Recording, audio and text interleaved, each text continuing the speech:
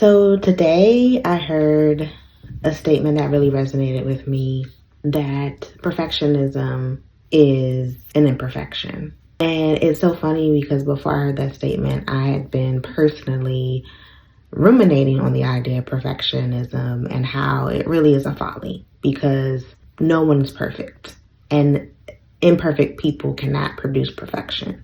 So this idea of bragging in the sense that you're a perfectionist and that, that you can create perfection is a folly because it's untrue and it impedes on your ability to actually do.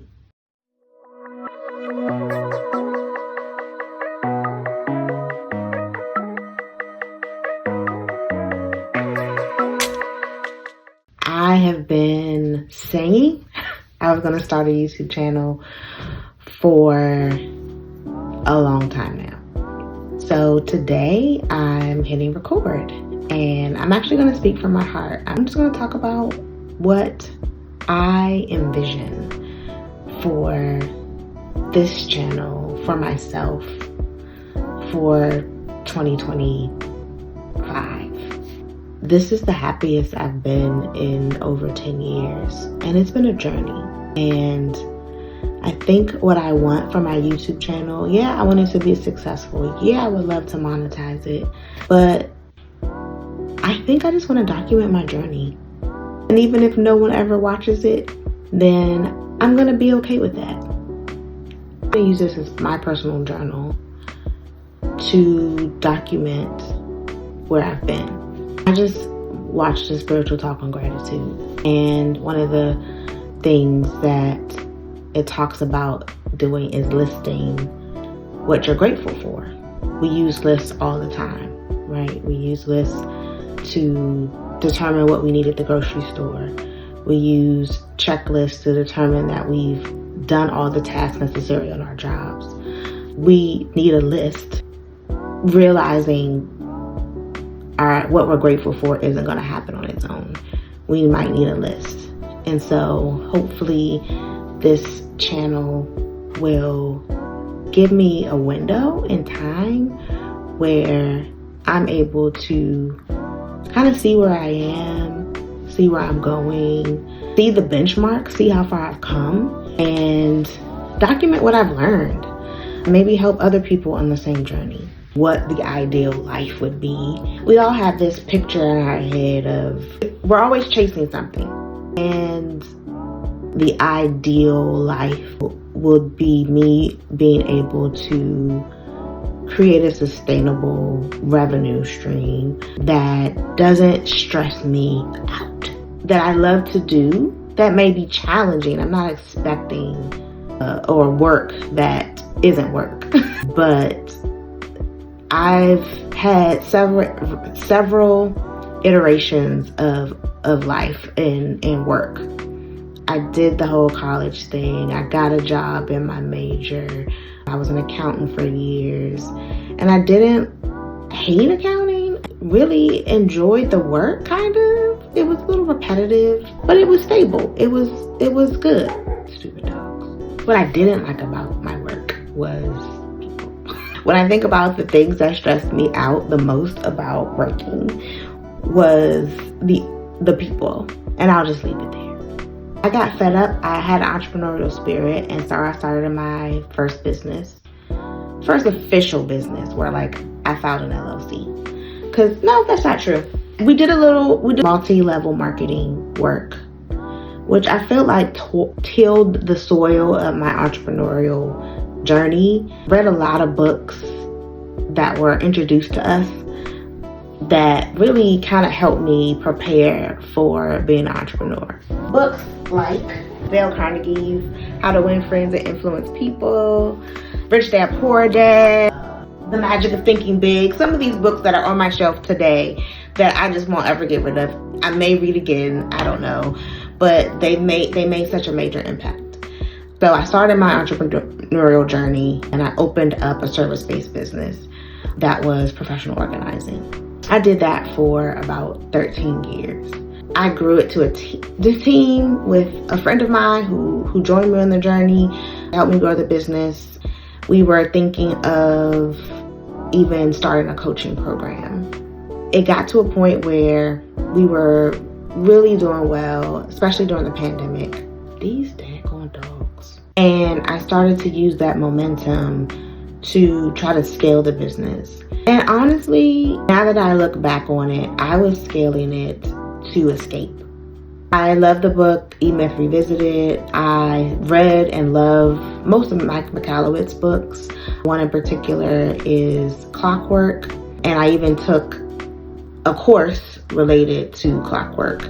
But of course, to scale, you need to invest in employees, in programs, in software, and that costs a lot of money. We were doing really well during the pandemic because people were moving, and not only were we professional organizing, we were helping manage moves, we were doing estate sales, and then the pandemic kind of slowed things down. And so now my expenses were here and my revenue was slowly shrinking. I was already stressed out because I, again, was trying to scale in order to escape my business. So obviously there was a reason why I was trying to escape my business. See, that there was never a time where you turned off. I was always thinking about work. I was always thinking about my clients. I was always thinking about my employees. I was thinking about work we did. How could we do better? I was thinking about improving. And it was constantly on my shoulders. And I was thinking about growing. I was thinking about revenue and expenses. It was a lot. So we started to scale. Our first set of organizers on our team were outstanding. I mean, and I'm not talking about just because they knew how to organize well, but we all worked together really well. They were just the sweetest people. They really were like gung-ho behind my business and me, and I was gung-ho behind them. It was amazing. And then for whatever reason, they started to have to, find other jobs. They either moved or they were doing this part-time, and their full-time jobs became more demanding and they had to basically leave us. We tried to start replacing them in 2020. And let me tell you, hiring people during the pandemic, it was hard. It was rough. People were different. And my clients were different. Even when in the beginning, when I wasn't making a lot of money, people were genuinely grateful for helping them out of their clutter, helping them in their lives, helping them to have different perspectives, make better choices. But I don't know where the shift was. Prior to the pandemic, I could count on one hand and have fingers left over of how many problematic clients I had that I experienced. But during the pandemic and after, it felt like my team and I were experiencing tremendously difficult clients over and over and over. We were experiencing 2 or 3 a month. I remember specifically one summer day in 2023 where I lost it. I was dealing with 2 prospects. They weren't even clients, but they were so draining. And the catalyst was, it was a Saturday. I just wanted to spend the Saturday afternoon on my patio with a glass of wine and turn off. One of the things that I envy in people who are employed, for the most part, is when they clock out, their job is not even activated in their brain. Most people aren't thinking about their work when they're not working. When you're an entrepreneur, as I mentioned before, you're always thinking about it, and you're always having to service people. If a client calls you on a Saturday afternoon or a prospect calls you on a Sunday morning, you can set boundaries to an extent. But even if you don't answer the phone and you see the message pop up, it sends you. So imagine 2 problematic prospects on a Saturday afternoon when I was already just spent.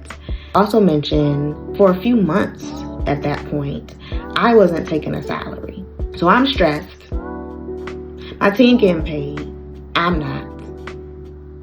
I remember getting up from my seat saying, I'm done. This is it. And that's, I have a very loyal personality. I have a very stubborn, tenacious personality. But when I'm done, honey baby, your girl is done.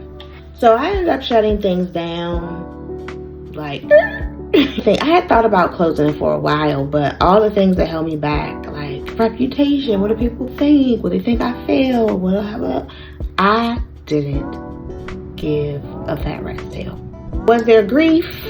Yes, there was a grieving process. This was my identity for over a decade.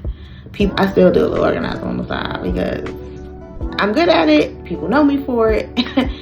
And people want to pay me some skrill. I'm going to do it. My peace, I needed it. When I started to close things down, the biggest question I kept getting was, well, what's next? If y'all don't go sit down somewhere, I don't know what's next. And that's not the best question. And I understand why people ask that question, but anyway, I don't know. I didn't know. And for a while, I didn't know. Yes, 3-4 months, I just had to concentrate on shutting things down. And then figuring, what am I going to do? I don't know.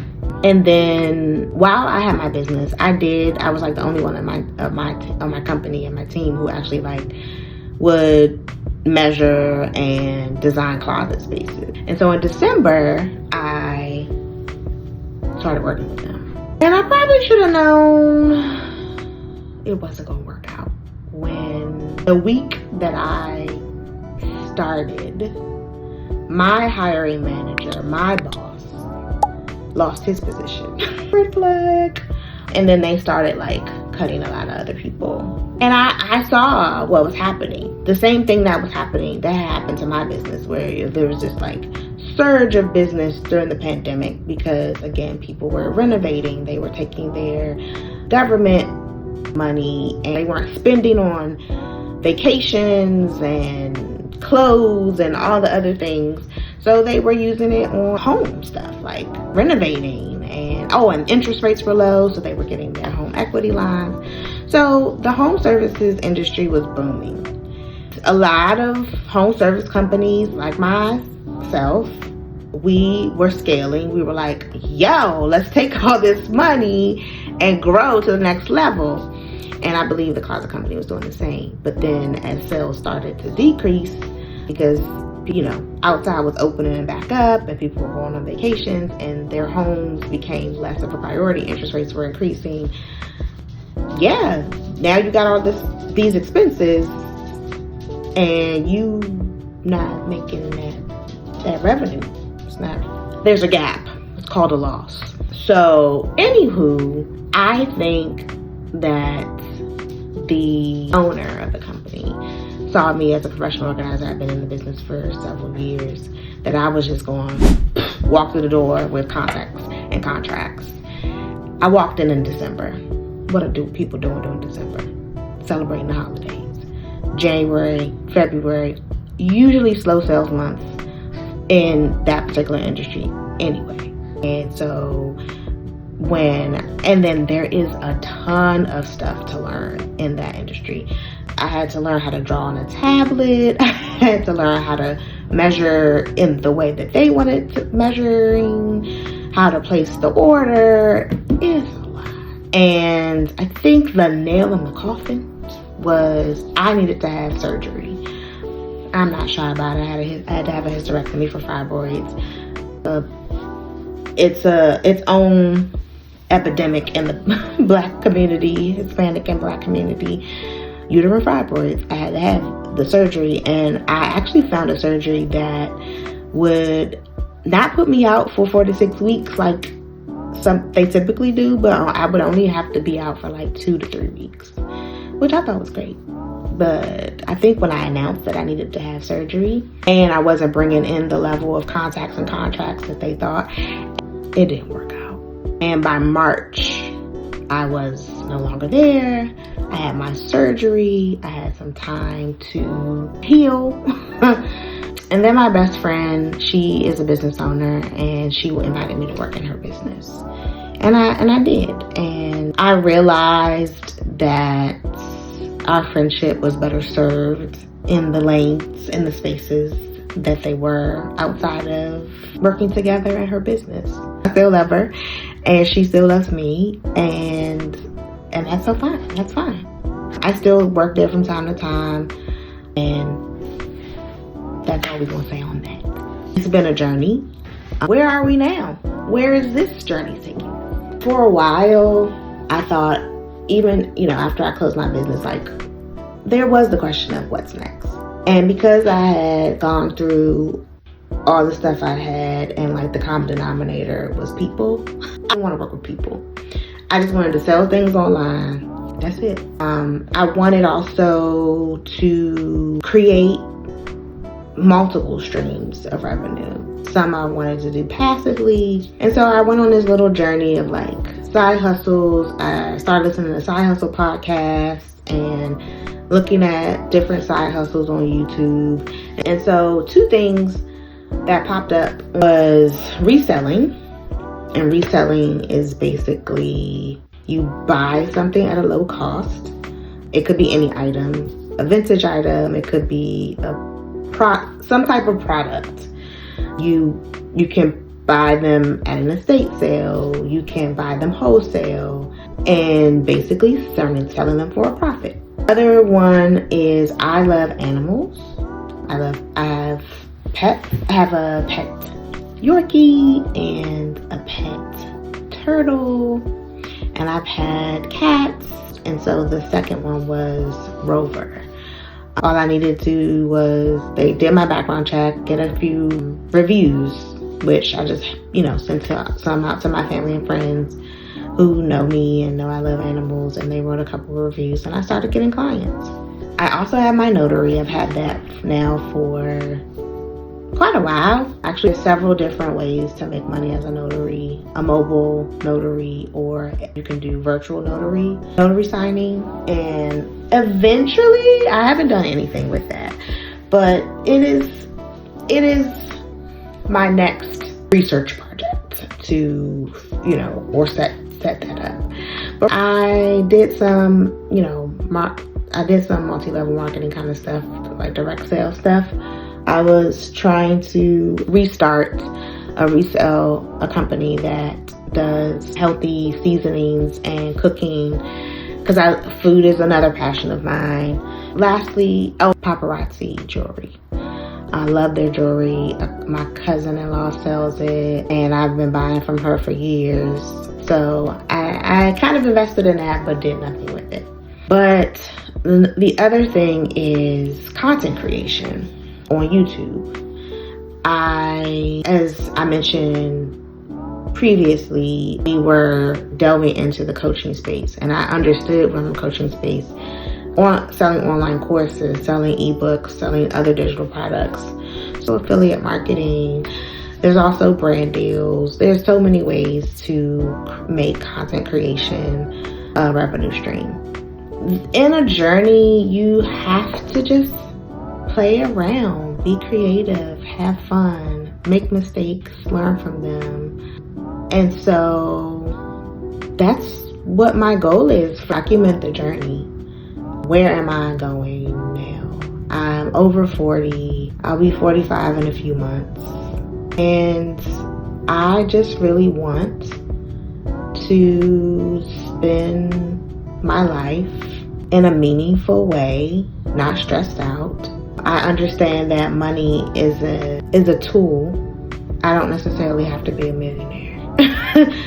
I just want to be able to have enough where I'm not worried about it.